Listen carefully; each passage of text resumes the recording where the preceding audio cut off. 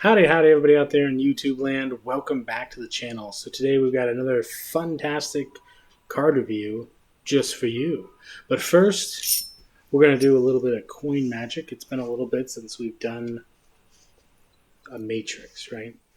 So as Neo transgressed, that might not be the right word, as he went through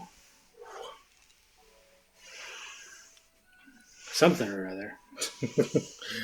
Anyway, the coin just seems to be jumping from side to side until you got the last coin over here is gone.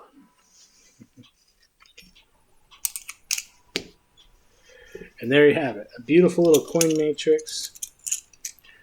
We'll work on it. It'll be good. So like I said, today we're wearing the red. So we're going to do the red dragons. Take a close look at that. Take a gander at the red dragons. We've also got the gold and the black. We also have the standard blue, which are right here. So we can do a side-by-side comparison. It's going to be fun times. That came off pretty easy. I'm happy with that so far. I still don't have a tool, though. Can this be used as a tool? Well, let's find out. It's a little thick. A little thick. Got some keys. Keys are always a good tool. There we go. Fantastic. So let's take a look-see here. United States Playing Card Company. I'm pretty sure it's just a different colorway. But we'll have to see if there's anything different. Now, I love the dragons. I think there's so much potential that you can do with them. But what I'm really interested in is whether there's anything special. They feel good. And I can already tell there's something about them that I'm glad for. And that is that there doesn't look to be any like coloring, different color. Let's see. Unlock magical moments with bicycle. Pretty standard ad card there.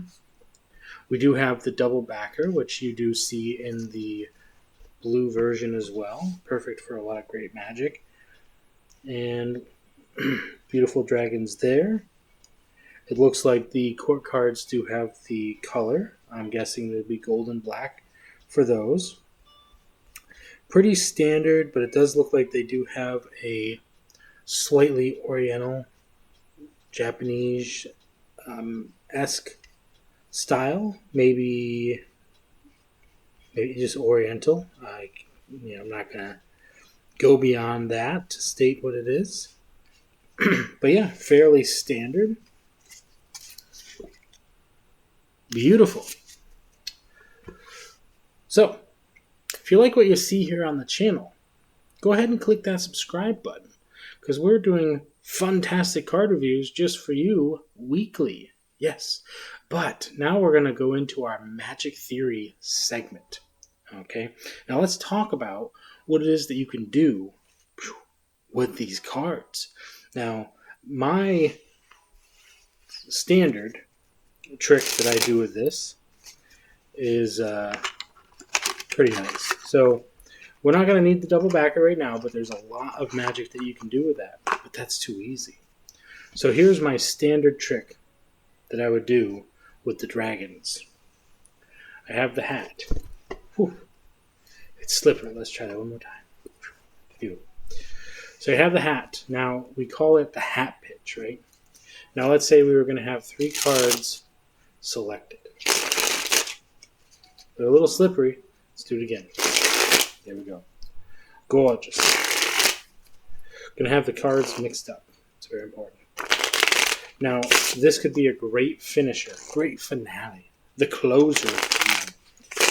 And part of the reason why I like it is this trick, which I learned from Chris Ramsey. Pretty standard. Chris Ramsey's got a lot to offer on his channel, so pay close attention to.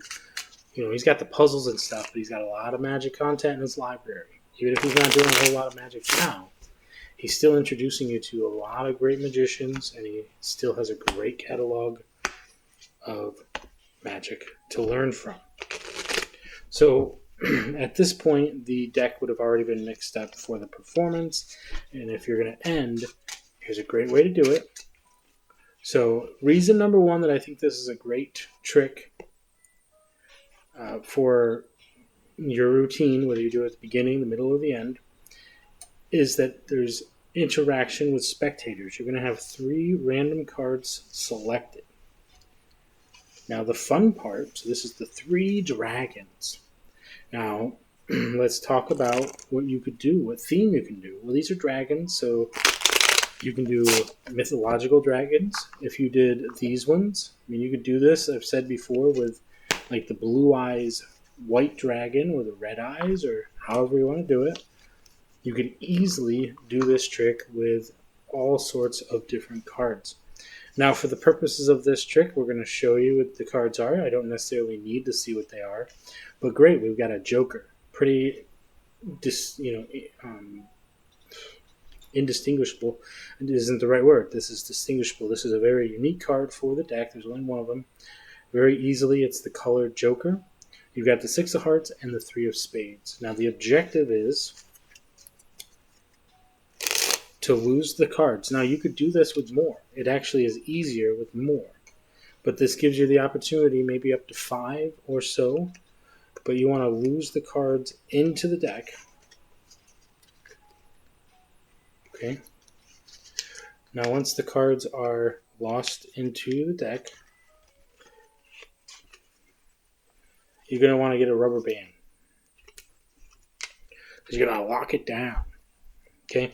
Now, obviously, when you're performing this, you're doing grand gestures. Everybody's getting involved. And you're really trying to up the ante here. Because if this is your closer, you want to have a lot of high energy. And you want to have stuff, if you're out on the street, which is when you're doing your hat pitch, it's a great time to do all of that. So, what I like to say is this. Here we have the hat. This is where the money goes. But you came here to get entertained. And are you not entertained? Or however you want to do it. I don't have anything prepared. You know what I'm saying? But that's not the point. The point is the stakes are high. They're so high, in fact, that I have in my hand a card. No, not just one card. I've got 1, 2, 3 cards. The Joker, the 3 of spades, and the 6 of hearts. Thank you, everybody, and that's my show. Feel free to step forward and put some money in the hat. Boom. There you have it. So this is the trick I traditionally do with the dragons. You can play it big. As far as playing it outside, just be careful of the wind and things like that. There is an alternative because it just uses the rubber band because the tension, that's the joke. The stakes are high. The tension is rising. All the things that you can do here. You could just use the rubber band with a twisty move. The objective is to get a bunch of spectators to have a card selected. Shooting them in the air is great, but if you're worried about the wind, then just stick with a different style. For instance,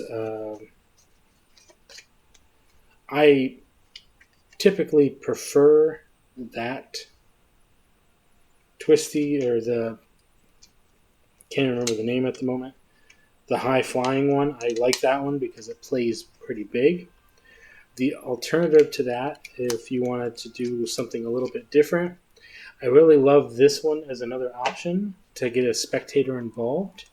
In this one, you can do earlier in the routine, especially if you're going to use a lot of rubber bands throughout your act, if you're going to be doing a lot of rubber band tricks. The magic happens at your fingertips. All you have to do is believe. What? Cards have jumped out of the deck at your behest. And there you have the 3 cards. So you have options, you have choices. You can play it out however you want to. That one's great because it can be played to a smaller group or to a larger group, but the spectator has control of the outcome, which I absolutely love.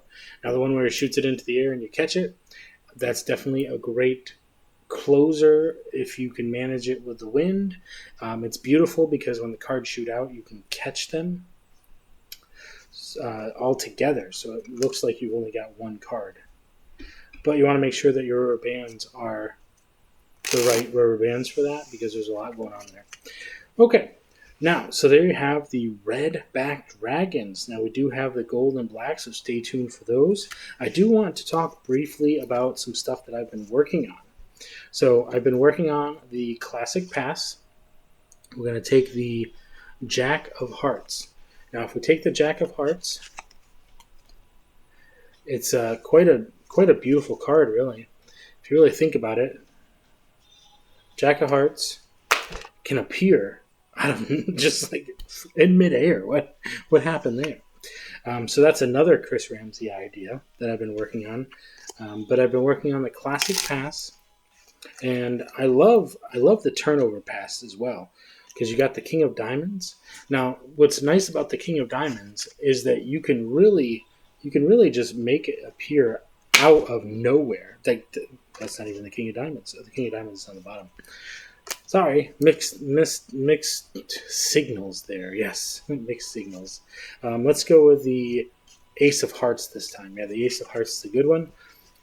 Again, with the Ace of Hearts, it just appears out of nowhere. Beautiful.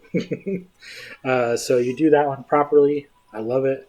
Again, I don't know what's up with the Chris Angel stuff. Or not Chris Ramsey. Sorry. If I said Chris Angel earlier, incorrect. Chris Ramsey is the one I'm talking about. So that's just a couple of things that I've been working on quite just lately in general.